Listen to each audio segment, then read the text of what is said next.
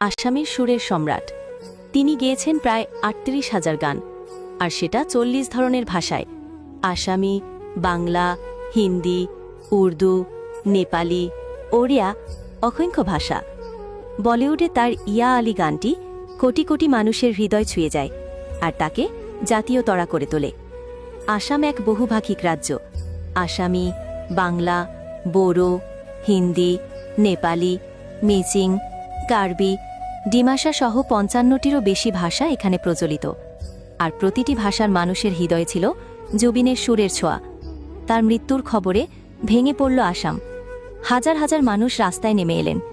দোকান বন্ধ হল, শহর নিস্তব্ধ। কেউ প্রচণ্ড রোদে দাঁড়িয়ে শেষ দেখা পেলেন, কেউ চোখের জলে ভেসে গেলেন।